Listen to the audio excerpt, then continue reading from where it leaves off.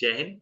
Welcome to इंसास ICS academy private limited English grammar vocational voice accent and slang. आपको बता दें कि समय समय पर हमारे कंपटीशन में और हमारे एकेडमिक में बहुत सारे इंग्लिश ग्रामर के ऐसे वर्ड आते हैं जिनकी सही जानकारी ना होने की वजह से हमारे अंक कट जाते हैं और हमें इंग्लिश स्पीकिंग में समस्या उत्पन्न होती है।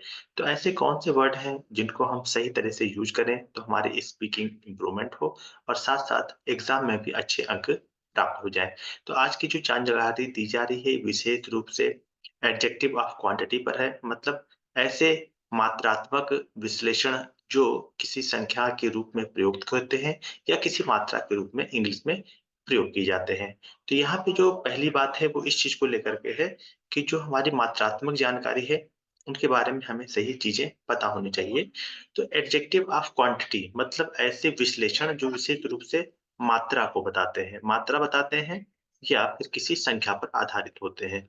तो इसको हम क्या बोलते हैं? मात्रात्मक विश्लेषण और इंग्लिश में बोलते हैं एडजेक्टिव ऑफ क्वांटिटी।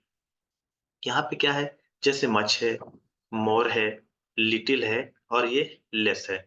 तो ये इस तरह से जो चीजें आती हैं किसी भी संख्या में वो हमारी मात्रात्मक विश्लेषण को बतलाती हैं और इनके साथ हमेशा सिंगुलर वर्ब यूज की जाती है। कब यूज की जाती है? जब ये मात्रा या संख्या के रूप में प्रयोग होंगे और किसी भी सेंटेंस में सबसे पहले आएंगे। ये चीज हमेशा याद रखिएगा कि अगर किसी भी सेंटेंस में सबसे पहले आते हैं तो इनको लिए हम हमेशा सिंगुलर वर्ब ही यूज करते हैं। मतलब कोई भी इंग्लिश का सेंटेंस जो मच से स्टार्ट हो रहा हो, मोर से स्टार्ट हो रहा हो, लिटिल से स्टार्ट हो रहा हो या लेस से स्टार्ट हो रहा है, अगर कोई भी सेंटेंस इंग्लिश का मात्रात्मक विश्लेषण या फिर एडजेक्टिव ऑफ क्वांटिटी जैसे मच, मोर, लिटिल, लेस से आरंभ हो रहा है, तो ऐसे सेंटेंस में हमेशा सिंगुलर वर्ब यूज की जाती है।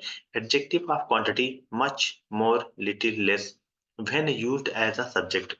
जब कभी भी मच, मोर, लिटिल, लेस को सब्जेक्ट के रूप में यूज किया जाता है किसी भी सेंटेंस में, तो इसमें हमेशा सिंगुलर वर्ब ही यूज की जाती है। फिर से समझिए, किसी भी सेंटेंस की शुरुआत अगर मच, मोर, लिटिल, लेस से हो रही है और ये सब्जेक्ट के रूप में है, तो इनके साथ हमेशा सिंगुलर वर्ब यूज की जाती है। इसके उदाहरण को हिंदी और इंग्लिश दोनों माध्यम से समझते हैं ताकि समस्या में किसी भी तरह से दिक्कत ना आए।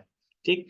बहुत कुछ किया गया है, ये आपको हिंदी समझने के लिए बताई गई है। मच, आपको बताया गया था कि किसी भी सेंटेंस की शुरुआत मच से हो, मोर से हो, लिटिल से हो, लेस से हो, मतलब किसी भी एडजेक्टिव ऑफ क्वांटिटी से अगर किसी सेंटेंस की शुरुआत होती है, तो इसके साथ हमेशा हेल्पिंग वर्ब जो आती है, वो सिंगुलर की आती है। हेल्पिंग वर्ब जो आती है, सिंगुलर की आती है। हेल्पिंग वर्ब जो आएगी, सिंगुलर की आएगी।